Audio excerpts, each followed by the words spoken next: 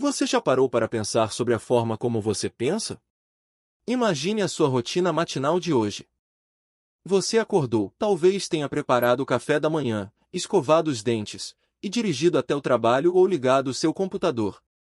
Durante todas essas ações, você estava pensando. Mas é muito provável que a grande maioria desses pensamentos tenha ocorrido em um estado de piloto automático absoluto, imerso no que chamamos de inconsciência funcional. Raramente nos questionamos sobre o processo invisível que nos leva a decidir o que vamos comer no almoço. Ou por que formamos instantaneamente uma opinião sobre uma notícia que acabamos de ler. Esse ato de pensar sobre o próprio processo de pensamento é conhecido como metacognição. E é o primeiro e mais fundamental passo para o desenvolvimento de habilidades sólidas de pensamento crítico. O pensamento crítico não é apenas um termo acadêmico distante, é uma ferramenta vital. Um método rigoroso que você pode usar para examinar cuidadosamente suas próprias crenças e, a partir disso, interagir com as ideias do mundo de uma maneira muito mais profunda e cuidadosa. Os maiores pensadores do mundo utilizam essas táticas para resolver problemas monumentais, desde as mudanças climáticas até a exploração espacial. Mas essa mesma estrutura mental pode ser aplicada para decidir se um novo programa de exercícios é realmente eficaz para você ou se uma informação que você viu na internet é verdadeira. A grande questão é que o nosso cérebro, embora seja um órgão absolutamente magnífico, capaz de imaginar o futuro e refletir sobre o passado, é também um mestre na arte de nos enganar.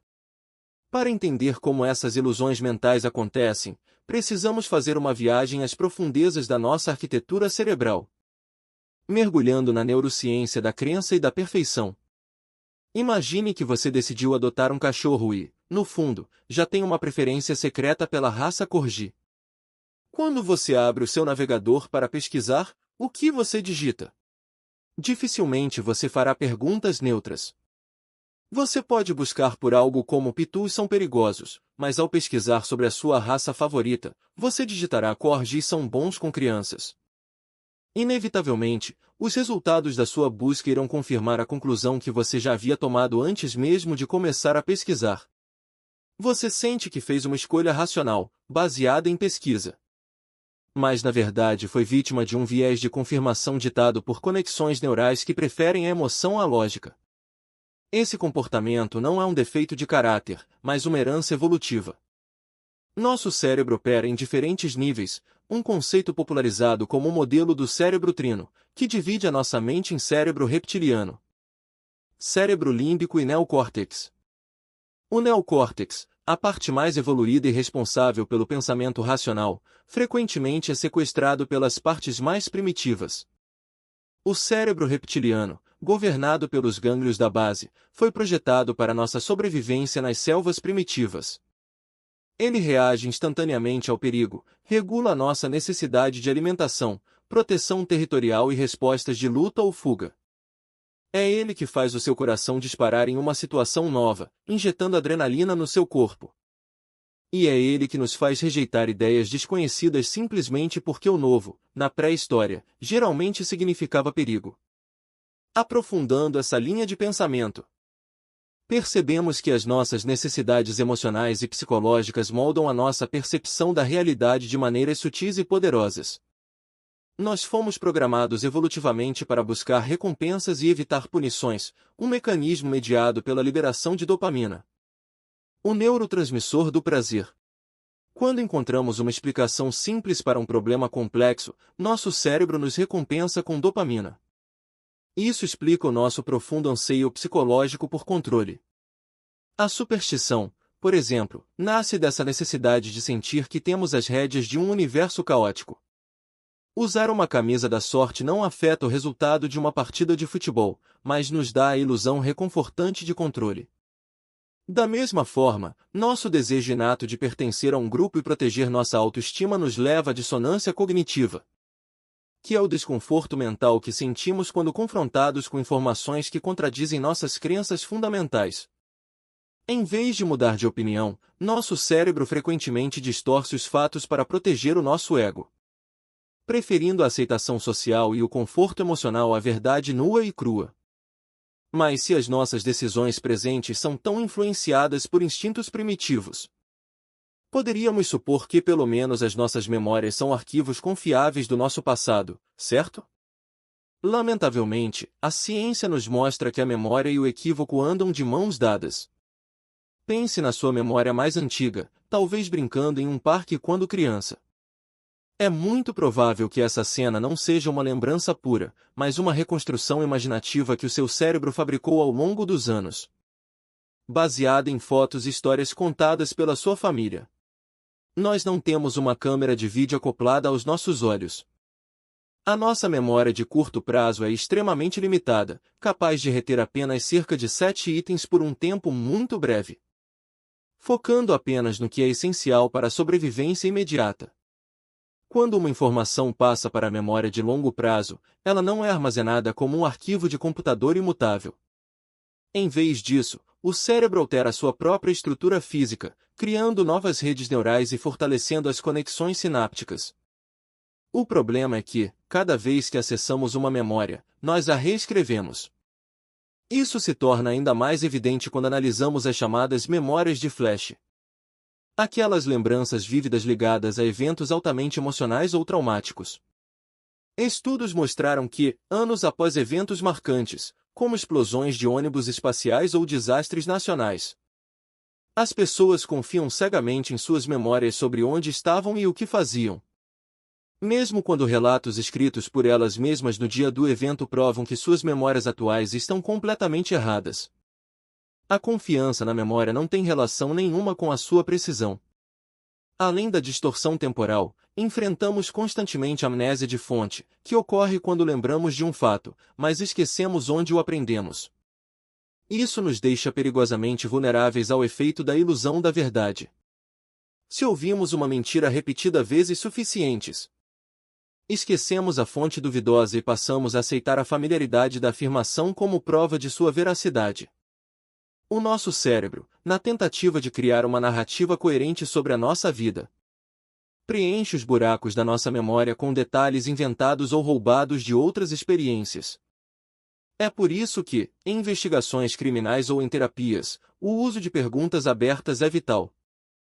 Perguntas indutivas podem literalmente implantar falsas memórias na mente de uma testemunha, contaminando a busca pela verdade de forma irreversível. Reconhecer a falibilidade da nossa própria memória é um exercício de humildade e um passo obrigatório para quem deseja dominar o pensamento crítico. E se a nossa memória é uma narrativa editada, o que podemos dizer sobre a nossa percepção do momento presente? A realidade, assim como a memória e a opinião, é uma construção do nosso cérebro. O cérebro trabalha arduamente para filtrar a enxurrada de dados sensoriais que recebemos a cada segundo, criando uma ilusão de consciência unificada. Ilusões de ótica e truques de mágica são provas irrefutáveis de que os nossos sentidos podem ser facilmente enganados. Mais impressionante ainda é o conceito de atenção seletiva. Em experimentos famosos, pessoas focadas em contar passes de bola em um vídeo falham completamente em notar um homem fantasiado de gorila caminhando pelo meio da cena. Nós só vemos aquilo que estamos preparados para ver. Além disso, a ideia de que somos seres perfeitamente conscientes de nossas escolhas é desafiada por estudos neurocientíficos modernos, que mostram que o nosso cérebro muitas vezes toma decisões milissegundos, ou até segundos, antes de termos consciência delas.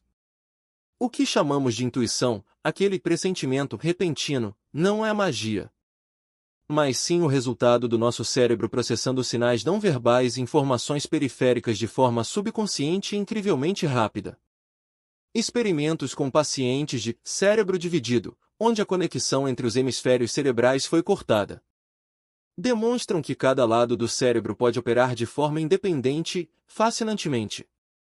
O hemisfério esquerdo inventará justificativas lógicas para ações iniciadas inconscientemente pelo hemisfério direito. Somos máquinas biológicas complexas. E grande parte do que consideramos escolha racional é apenas a racionalização de impulsos ditados pela nossa biologia e pelo nosso inconsciente. Diante de um cérebro tão propenso a falhas de percepção e memória, como podemos nos aproximar da verdade? É aqui que entra a arquitetura invisível dos argumentos e a necessidade de nos blindarmos contra as falácias lógicas. Há uma diferença colossal entre raciocinar e racionalizar. Racionalizar é escolher uma conclusão motivada por emoções e depois buscar desculpas para justificá-la. Um processo que banha o cérebro em dopamina reconfortante. Raciocinar, por outro lado, exige o trabalho árduo de reunir dados, observar fatos e construir premissas sólidas que levem a uma conclusão. Mesmo que essa conclusão seja desconfortável. Para construir um argumento válido, precisamos de premissas factuais. Na lógica dedutiva, se as premissas são verdadeiras, a conclusão deve obrigatoriamente ser verdadeira. Já a lógica indutiva baseia-se na observação repetida para formular teorias. Como a descoberta da penicilina a partir da observação de fungos em placas de Petri. No entanto, o caminho da lógica está repleto de armadilhas conhecidas como falácias. Uma compreensão profunda do pensamento crítico exige que saibamos identificar essas falácias no discurso alheio e no nosso próprio.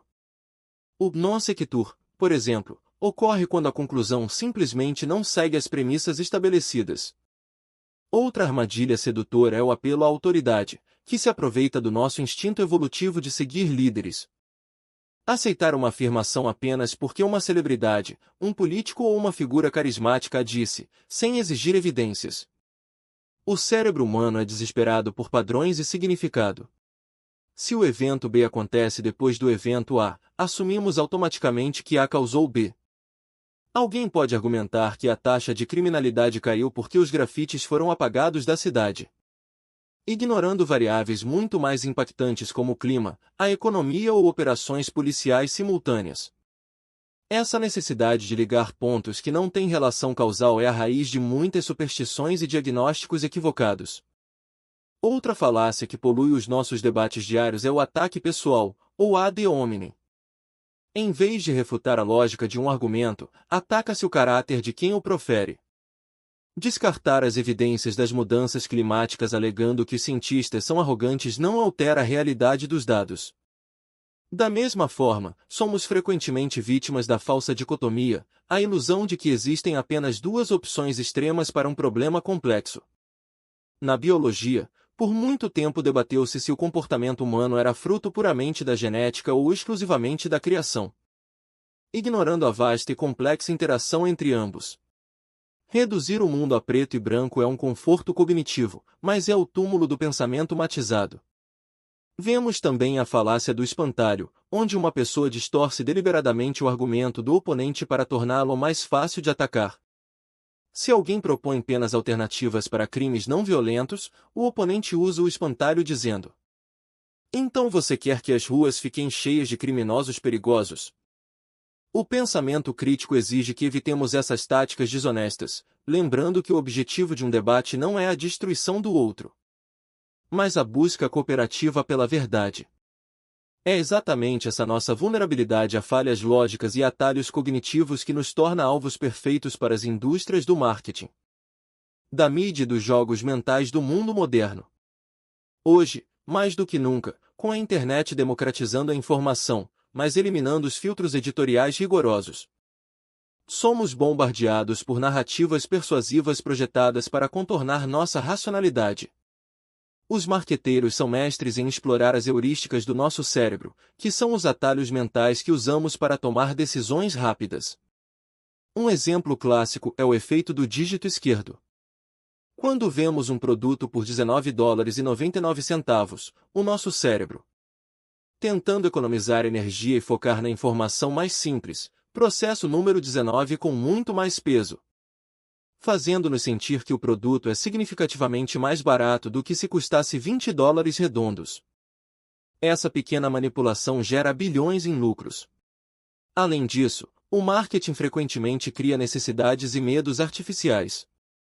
Anúncios de sistemas de segurança residencial exploram o nosso cérebro reptiliano, enchendo a tela com imagens de invasões e perigos iminentes, fazendo-nos esquecer que, estatisticamente, o risco de sermos vítimas de um crime violento daquela natureza pode ser extremamente baixo.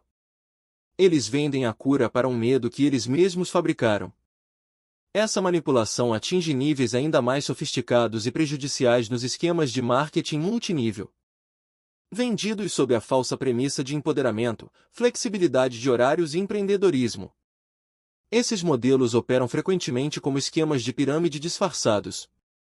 Eles se aproveitam das nossas relações sociais, transformando amigos e familiares em clientes e recrutas. A matemática desses sistemas é implacável e insustentável, exigindo um recrutamento infinito que rapidamente esgota a população disponível, deixando a esmagadora maioria dos participantes com dívidas e produtos encalhados, enquanto os poucos no topo da pirâmide lucram sobre a ilusão coletiva. Muitos desses esquemas vendem produtos ligados à saúde e ao bem-estar, baseando-se não em métodos científicos rigorosos, mas em depoimentos anedóticos emocionais. O cérebro humano ama histórias de superação. E um relato emocionado de alguém que supostamente perdeu peso ou curou uma doença com uma pílula milagrosa é muito mais persuasivo para a mente destreinada do que um estudo clínico duplo cego chato e cheio de dados. E o que dizer das notícias falsas que inundam as nossas caixas de entrada e redes sociais? Correntes de e-mail e postagens alarmistas se espalham como fogo porque são desenhadas para acionar os nossos gatilhos emocionais mais profundos, como o medo, a indignação e o instinto de proteção. Um exemplo claro é o mito do hambúrguer de fast food que supostamente não apodrece por estar cheio de conservantes químicos artificiais. Essa história circulou amplamente, alimentando o pânico moral sobre a alimentação moderna. No entanto, quando submetido ao rigor do método científico, descobre-se que qualquer hambúrguer, caseiro ou de rede, com o formato e as condições adequadas de perda de umidade, não apodrecerá simplesmente porque o ambiente se torna hostil para o crescimento de fungos e bactérias. A desidratação é um método de conservação milenar, não uma conspiração química moderna. Da mesma forma, narrativas políticas falsas, acompanhadas de fotos fora de contexto, são compartilhadas aos milhões por pessoas que preferem a indignação instantânea à verificação dos fatos. A falta de hábito de fazer uma simples busca cruzada na internet demonstra a falência do pensamento crítico diante do conforto da indignação que valida as nossas crenças pré-existentes. Essa suscetibilidade a narrativas fáceis, o desejo de encontrar padrões onde existe apenas caos e a profunda necessidade psicológica de sentir que o mundo faz sentido, nos leva inevitavelmente a um dos fenômenos mais fascinantes e perturbadores da mente humana, as teorias da conspiração. Se alguém lhe pedir para nomear uma teoria da conspiração agora mesmo, sua mente rapidamente trará exemplos. A ideia de que o pouso na Lua foi forjado em um estúdio de Hollywood, que agências governamentais orquestraram assassinatos presidenciais ou que sociedades secretas controlam a economia global. Por que essas ideias absurdas são tão sedutoras? A resposta reside novamente nas nossas falhas cognitivas. O nosso cérebro evoluiu para detectar padrões, uma habilidade vital para caçar e evitar predadores.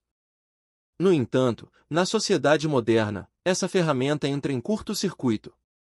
Quando confrontados com eventos traumáticos, complexos e aparentemente sem sentido, como a morte repentina de um líder global, a nossa mente rejeita a ideia de que um indivíduo solitário e insignificante possa ter alterado o curso da história. Queremos uma causa proporcional ao efeito. Queremos uma conspiração gigantesca para explicar uma tragédia gigantesca. As teorias da conspiração funcionam como um mecanismo de defesa psicológica. Para pessoas que se sentem alienadas, impotentes ou à margem de um mundo em rápida transformação, adotar uma teoria da conspiração oferece um conforto profundo. Restaura a sensação de controle, dividindo o mundo claramente entre os vilões todo-poderosos e os heróis iluminados que descobriram a verdade. O conspiracionista sente-se especial, detentor de um conhecimento esotérico que a massa ignorante desconhece. Uma vez dentro desse sistema de crenças fechado, o viés de confirmação e o erro fundamental de atribuição tornam-se escudos impenetráveis. Qualquer falta de evidência é vista como prova da eficácia do encobrimento. Qualquer evidência contrária é descartada como parte da própria conspiração. Se você apresentar provas científicas irrefutáveis de que o pouso na Lua foi real, o conspiracionista simplesmente mudará o alvo, questionando a iluminação de uma fotografia específica ou o balanço de uma bandeira. exigindo padrões de prova inatingíveis enquanto não exige prova nenhuma para as suas próprias afirmações fantásticas. É o uso magistral da falácia do apelo à ignorância, afirmar que algo é verdadeiro simplesmente porque não foi provado como falso. Contudo, a relação da sociedade com as conspirações não é totalmente preta e branca. O perigo real das teorias da conspiração infundadas é a erosão da confiança nas instituições democráticas, na ciência e na própria noção de verdade compartilhada, o que pode fragmentar a sociedade e paralisar o debate público saudável. Mas o pensamento crítico também nos obriga a reconhecer que, historicamente, conspirações reais já aconteceram. Projetos secretos governamentais para testar efeitos de radiação em cidadãos sem consentimento. Programas de vigilância em massa contra ativistas de direitos civis. Ou a indústria do tabaco ocultando ativamente durante décadas os laços comprovados entre o fumo e o câncer, são fatos históricos documentados. A existência dessas conspirações reais é exatamente o que alimenta a paranoia moderna. Portanto, a solução não é a aceitação cega das narrativas oficiais, mas sim a aplicação de um ceticismo saudável e metódico. Diante de uma alegação extraordinária, devemos exigir evidências extraordinárias. Devemos nos perguntar quem se beneficia com a disseminação dessa informação. Qual é o histórico das fontes e se a teoria exige a colaboração perfeita e impossível de milhares de pessoas sem que ninguém jamais deixe vazar a verdade. À medida que chegamos ao fim desta jornada pelos corredores do nosso próprio cérebro, fica claro que a era da internet é uma faca de dois gumes. Nunca tivemos tanto acesso ao conhecimento humano, mas também nunca fomos tão expostos a manipulações, desinformação e aos nossos próprios pontos cegos cognitivos. O conhecimento acumulado, por si só, não é proteção suficiente. Você pode ser altamente instruído e, ainda assim, cair nas armadilhas da racionalização emocional, das falácias lógicas e do marketing predatório se não cultivar o hábito da reflexão. O pensamento crítico não é um destino, mas uma prática diária. Exige o esforço consciente de avaliar a qualidade das fontes, de buscar ativamente opiniões divergentes para desafiar as nossas próprias certezas e de ter a humildade intelectual de admitir quando estamos errados. Ao compreender a neurociência das nossas emoções, a fragilidade das nossas memórias e a estrutura lógica dos nossos argumentos, deixamos de ser passageiros passivos no veículo da nossa mente. Assumimos o volante. E em um mundo desenhado para capturar a nossa atenção e ditar as nossas escolhas, pensar de forma crítica e independente é, em última análise, o ato mais profundo de liberdade que podemos exercer.